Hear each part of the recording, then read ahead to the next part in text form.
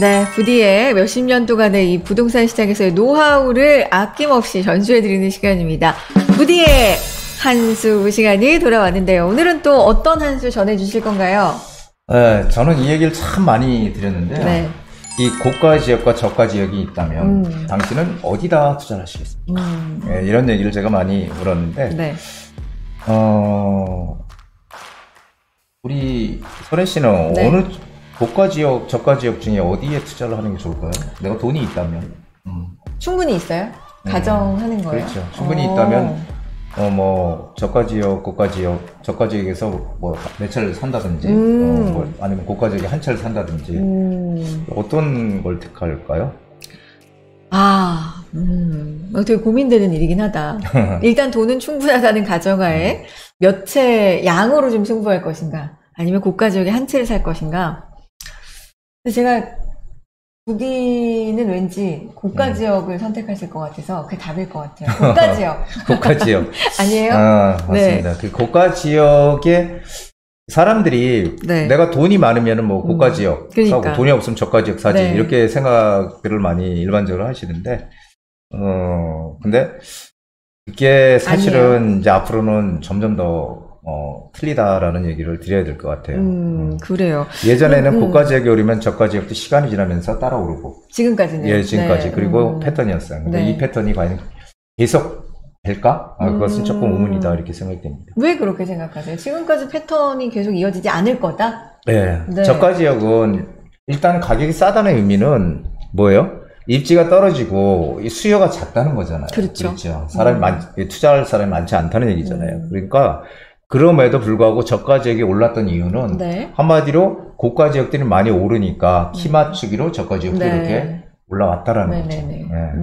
그래요. 키 높이, 키 맞추기 이런 거 우리가 부동산 강의나 요즘은 정보가 많으니까 참 많이 들어본 단어거든요. 이게 정확하게 뭐예요?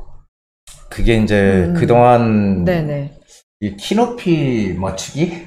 키 높이 맞추기? 키 그동안, 맞추기? 예, 그 문재인 정부 시절에는 네.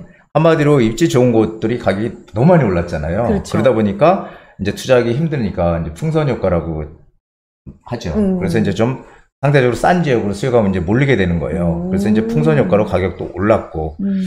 그런데 이제 그 지역이 가격이 만약에 이렇게 올라가면은 과연 사람들이 올라간 가격에 또 살 사람이 있을까요? 그렇지가 않다는 거죠. 그렇기 때문에 그 지역의 가격이 높아지면은 또 그보다 더 싼 지역으로 사람들이 몰려가는 거예요.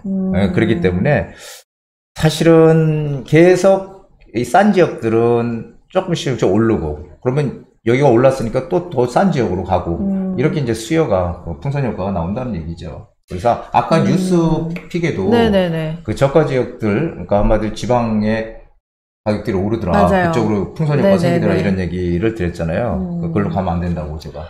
아니 그런데 어차피 투자 목적으로 하는 거라면 수익을 내는 게 목적 아니겠습니까? 그렇죠. 우리의 가장 큰 목적은. 그러면 저가 지역이더라도 적절할 때 들어가서 수익을 내고 또 빨리 빠져나오고 이런 식으로 반복하면 좋은 거 아니에요? 그건 선수들이 하는 거예요. 일반 사람들은 그거 힘들어요. 왜 그러냐면은 일단 저가 지역에 어떤 이슈가 생겨서 사람들이 막 몰려. 네. 가격이 싸. 투자금이 작게 들어가. 막 몰려요. 그럼 가격이 올라가잖아요. 가격이 올라가면은 오른 가격에 이익을 내고 팔고 나올 수가 없다는 거야. 중요한 거는. 왜냐면 그때는 쌌으니까 사람들이 샀는데 오른 가격에 사줄 사람이 없어. 네. 네. 그래서 오르기 전엔 싸다는 이유로 사람들이 몰렸지만은 일단 오르니까 가격이 올라가면 그 지역은 어떤 호재나 이런 거 없고 가격이 싸다는 게 장점이었거든요. 근데 그 장점이 없어진 거잖아요. 네네. 올랐으니까. 그러니까 오른 가격에 사줄 사람이 없다는 게 이제 저가 지역이 그 문제점이기도 해요. 그래서 또 하나는 저가 지역이 지금은 오르긴 했지만 향후에도 과연 저가 지역들이 계속 오를까? 그런 보장을 못 한다는 거죠. 네. 그래서 상당히 앞으로는 양극화가 심해진다고 계속 얘기를 드리잖아요. 그래서 그 양극화가 더 심해지면 심해질수록 이 저가 지역은 들어가면 안 된다라는 게 제가 여태까지 부동산을 오랫동안 한 경험입니다. 그렇군요. 지금 말씀하신 것 중에 좀 공감이 되는 게 어떤 부동산의 메리트 중에서 뭐 입지도 있고 개발 호재도 있고 여러 가지가 있겠지만 가격이 좀 저렴하다라는 것도 메리트일 수 있는데 그 메리트가 저가주택은 없어진다는 거죠? 이미 올라버리면? 그렇죠. 아, 그래. 사줄 사람이 없다. 그럴 수 있겠군요. 그냥 어떻게 생각하면 참, 가만히 생각하면 맞는 건데. 그러니까. 사람들은, 근데 제가 그 풍선효과 생겨서 지금 그런 지역들이 오른다고, 이제 중소도시, 가격이 올랐다, 사람들이 몰린다, 이런 기사를 보고 느낀 게 있어요. 뭐요? 그게 뭐냐면, 사람들이 지금 투자 심리가 할 사람들은 있구나. 거래가 안 될 뿐이지, 실제로 조금만 뭔가가 완화가 된다면 투자할 수 있는 그런 사람들은 아직까지도 많이 있구나라는 생각을 하고 있습니다. 그렇군요. 그러면 이제 양극화 얘기 많이 해주시잖아요. 조금 아까도 언급해 주셨는데 이렇게 양극화가 심해지는 시기에 적합한 재테크 전략이라고 할까 이런 게 뭐가 있을까요? 네. 자, 이 양극화가 심해진다는 의미는 오르는 것과 오르지 않는 곳이 명확하게 더 차이가 나아진다는 거잖아요. 그러면 입지 가치가 부동산의 가치다 이런 얘기 많이. 입지가 좋아서 사람들이 선호하는 지역이 우선 우리의 투자의 대상이다라는 생각을 하셔야 돼요. 근데 가끔씩 상담을 제가 하다 보면은 우리 동네는 뭐 공기도 좋고 바로 뒤에 산이 있어가지고 배산임수야. 아주 너무 좋아. 살기 좋아. 그런데 그거는 이제 그분이 살기 좋은 거지 다른 사람들도 똑같이 생각 안 한다는 거예요. 그래서 입지가 좋아서 대부분의 사람들이 선호하는 지역을 우선 투자 대상으로 삼아야 된다. 네. 그럼 이런 지역들은 그런 선호하는 지역이니까 가격이 싸진 않겠죠. 그렇죠? 그래서 여기 아까 그 해답이 여기 있네요. 고가 지역의 똘똘한 한 채가 저가 지역의 여러 채보다 낫다. 왜냐하면 양극화가 극대화되는 시기라면. 그렇죠? 그리고 경기가 안 좋아지잖아요. 경기가 안 좋아지면은 저가 지역부터 하락폭이 커지는 거예요. 저가 지역부터. 왜냐하면은 경기가 안 좋아지니까 내가 그 전에 싸서 투자를 했는데 네. 이게 가격이 더 떨어져. 그렇죠? 더 떨어져도 거래가 안 돼. 그래서 경기가 안 좋아지면 어디부터? 저가 지역부터 하락하더라라는 것을 꼭 기억을 하셔야 됩니다. 네.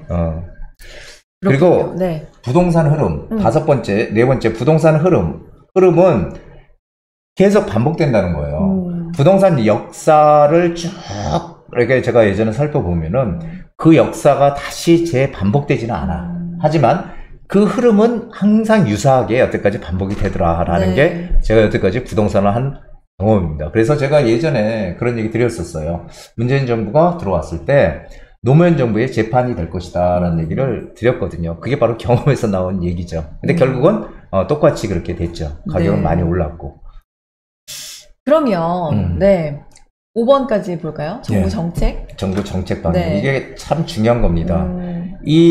저도 예전에 부동산 한 5년, 6년, 7년, 8년 할 때만 해도 이거 시장이 안 좋으면 이거 시장이 안 좋은데 이거 어떡하지? 이런 생각 많이 했는데 오래 하다 보니까 이 정부 정책 방향을 잘만 쫓아가면은 우리가 투자해서 성공할 수 있다라는 생각을 많이 해요. 근데 정부 정책 방향이 뭡니까? 제가 늘상 말씀드리지만 지금 도심에 재개발을 할 수 있는 방법이 도심에 주택을 공급할 수 있는 방법은 재개발과 재건축밖에 없거든요. 근데 이 재건축이라는 거는 지금 여러 가지 규제로 지금 묶여 있어서 아직 지금 풀지를 못하고 있단 말이에요. 맞아요. 언젠가는 풀겠지만 이거 시간이 필요해요. 그러면은 재건축은 일단은 보류야, 삼각형이야. 일단은 지금 어떻게 될지 몰라. 공급할 수 있는 유일한 도심 공급 유일한 방법은 재개발과 재건축인데 재건축은 일단은 보류. 그렇다면은 남아있는 하나는 재개발이란 말이에요. 재개발인데 재개발도 옛날에는 단순히 이 재개발 하나밖에 없었다면 지금은 재개발의 종류가 상당히 많아졌잖아요. 지금 여기 신속통합기획, 모아타운, 역세권 개발 이렇게 다 지금 많아졌어요. 이 어디에 투자를 해도 상관이 없다는 거예요. 이것은 이렇게 지금 많이 해서 정부에서 정책적으로 지원을 해서 빨리빨리 지금 하겠다는 거는 서울에 지금 재건축, 재개발밖에 공급할 수 있는 방법이 없는데 재건축을 못하니까 재개발로 승부를 보겠다는 거거든요. 일단 빨리 공급을 하겠다. 그러면 어느 쪽이든 확대돼 나갈 것은 분명해요. 하지만 중요한 게 하나 있죠. 신속통합기획이나 모아타운은 용적률이 높아봐야 최고 300%예요. 용적률이 최대 300%. 역세권 개발은요 최대 700%까지 받을 수 있어요. 최대 700, 최대. 자, 그렇다면은 용적률을 높게 허용을 해주는 게 훨씬 더 이익이 크겠죠. 그렇죠. 예, 그랬죠. 그리고 신속통합기기나 모아타운은 이 권리산정 기준이 다 정해져 있어요. 역세권 개발은 구역 지정일이 권리산정 기준일이 되기 때문에 네. 구역 지정까지 가려면 시간이 많이 필요해요. 그래서 여기는 뭐 사실상 권리산정 기준일이 없다고 보면 돼요. 역세권 네. 개발은. 그러니까 뭐 우리가 언제든지 들어갈 수 있는 것이고요. 그래서 저는 뭐 어느 쪽으로 들어가도 상관이 없다고 생각이 돼요. 어느 쪽으로 들어가든. 근데 중요한 거는 이 어느 쪽으로 들어가든 상관이 없지만 그 중에서 우리가 과연 이익이 더 크게 날 수 있는 데를 가야 된다는 네. 거죠. 모아타운도 아까 신당동 제가 모아타운 시청자 상담에서 맞아요. 말씀드렸잖아요. 네. 신당동 모아타운도 유망합니다. 하지만 역세권 개발로 갈 수 있다면 무조건 역세권 개발 쪽으로 방향을 잡아서 가는 게 일단은 우선이라는 거죠. 왜? 용적률을 높게 주니까 뭐 투자금이라든지 이런 것들이 상대적으로 작게 들어갈 거예요. 나중에 추가 부담금 같은 네. 게. 예, 그리고 역세권 개발이 뒤늦게 요 두 개 가지고 서울시에서 신속통합 모아타운 이거 가지고 진행을 하다가 역세권 개발에 지금 또 힘을 싣고 있어요. 역세권. 거기다가 또 만약에 더블 역세권이다. 그렇다면 그거는 뭐 더더욱이나 힘이 강하게 받겠죠. 그래서 어느 쪽으로 하든 상관이 없지만 이미 진행하고 있는 데는 들어가면 안 된다는 거 꼭 네. 아셔야 돼요. 왜냐하면은 이미 신속통합계획은 지금 진행하고서 떨어진 데들 있죠. 그렇죠. 다 토지거래 허가구역에 묶였단 말이에요. 그런 데는 지금 들어가지도 못해. 투자금도 비싸기도 비싸고. 왜냐하면은 너무 많이 올랐기 때문에 비쌉니다. 모아타운도 역시 지정이 되면 가격이 올라 있는 거고. 그래서 되도록이면은 뭔가 진행이 될 만한 것 앞으로. 왜냐하면은 계속 나올 거거든요. 네, 네. 그렇기 때문에 그런 쪽으로 방향을 바꿔서 가야 된다. 재개발이 지금 명확하게 정책 방향이 재개발을 가리키고 있다. 이렇게 보시면 되겠습니다. 고가 지역을 선택하실 것인가, 저가 지역을 선택하실 것인가에서 출발한 이 질문에서 저희는 양극화가 심해지는 시대 재테크 전략으로 이어서 알아봤고요. 결국에는 정부의 정책 방향이 어디를 가리키고 있는가를 잘 봐야 되는데 여러 가지 중에서 지금은 재개발 중에서도 여러 가지 정책 때문에 좀 복잡한 부분이 있어요. 그렇죠. 그래서 결론적으로는 역세권 개발 쪽으로 지금은 관심을 가져보는 것이 가장 좀 효율적인 방법일 것 같다. 우리가 네. 부동산 재테크를 해서 부자가 되기 위해서는 미래의 흐름을 좀 이렇게 볼 수 있어야 되거든요. 네. 정부 정책 방향을 꿰뚫어 그렇죠. 볼 수가 있어야 돼요. 물론 그것은 열심히 공부도 해야 되는 게 맞습니다. 그래서 이 지식이 많이 공부를 해서 지식이 많이 쌓이게 되면은 지혜가 생기게 돼요. 네. 제가 실제로 그런 경험을 했기 때문에 말씀을 드리는 건데 지식을 먼저 쌓아야 되고 지식이 쌓이면 어느 순간에 지혜가 생기게 되고요. 그러면은 지혜가 생기게 되면 시장을 좀 읽는 힘이 생길 수가 있어요. 그래서 현 시점의 정책 방향인 재개발을 명확하게 가리키기 때문에 지금 이런 쪽에 어느 쪽으로 가든 뭐 신속통합기기든 모아타운이든 역세권 개발이든 앞으로 진행될 수 있을 만한 곳 그리고 네. 입지 가치가 가장 중요하다라는 얘기를 드렸죠. 남들이 선호할 수 있는 곳 그런 곳으로 남들보다 한 발짝 아니 반 발짝이라도 먼저 접근해서 들어가는 게 내가 돈을 벌 수 있는 기회가 된다라는 거 꼭 알아두시면 좋겠습니다. 네. 자, 이런 부분에 대해서 나는 조금 더 부디하고 가까이에서 직접 만나서 이야기를 나눠보고 싶다. 세미나 준비하고 있으니까요. 활용해 주셨으면 좋겠습니다. 9월 15일 그리고 9월 22일입니다. 모두 목요일이고요. 시간은 오후 2시부터고 지하철 강남구청역 근처에 있어요. 아주 가까이 있는 부디의 미래가치투자연구소에서 진행이 되겠습니다. 돈 되는 역세권 개발 마지막 기회를 잡아라 라는 주제이고요. 부디를 비롯해서 여러 전문가분들 만나보실 수가 있겠고요. 참여 인원의 제한이 있으니까요. 선착순 모집이니까 좀 빠르게 연락 주셨으면 좋겠습니다. 전화, 문자, 그리고 이메일, 네이버 폼 편하신 방법으로 신청해 주시고요. 나는 이틀 다 가고 싶은데 안타깝게 이틀 다 시간이 안 된다. 이런 분들 개별 상담도 도와드리니까 개별 상담으로 신청해 주시기 바랍니다. 부디 직접 만나는 거죠? 예, 제가 열심히 여러분들의 궁금증, 갈증을 풀어드리고 투자처까지 알려주는 시간 준비하겠습니다. 네, 지금까지 부디의 한수였습니다.